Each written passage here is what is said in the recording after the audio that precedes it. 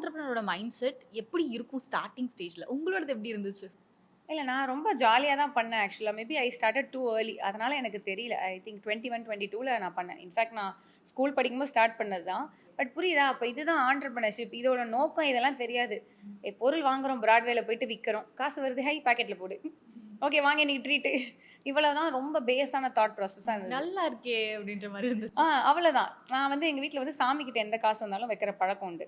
So நான் பாட்டுக்கு எப்ப போனாலும் சாமி கிட்ட காசு வச்சுட்டே இருப்பேன். எங்க அம்மா கூட சொல்லுவாங்க, "பரவாயில்லையே ஏதோ சாமிட்ட வந்து நீ காசு வைக்கிறன்ட்டு." அது வெளியில போறதுன்றது ஓகே. அது எனக்கு ஒரு சின்ன ஹாப்பினஸ் இருந்துட்டே இருந்தது. ரொம்ப சீரியஸான இந்த சொல்லுவாங்க தெரியுமா? 5 இயர் பிளானு, 10 இயர் பிளான் இவ்வளோ கோடி அச்சீவ் பண்ணணும். அதெல்லாம் நான் நினைக்கவே இல்ல. அப்ப எனக்கு எல்லாமே நடந்த எல்லா விஷயமும் ஃபர்ஸ்ட்டு நான் 1,00,000 ரீச் பண்ணது 1,00,000 அப்படின்னு. அப்புறம் மந்த் ஆன் மந்த் 1,00,000 ரீச் பண்ணது ரொம்ப ஆச்சரியமா இருந்துச்சு. அ அதுக்கு நான் ரொம்ப டீப்பா இப்ப உட்காந்து யோசிச்சு பார்த்தேன்னா, மேபி நான் ஒரு 30 பிளஸ்க்கு அப்புறம் ஸ்டார்ட் பண்ணியிருந்தேன்னா, பயம் அதிகமா இருந்திருக்கும்.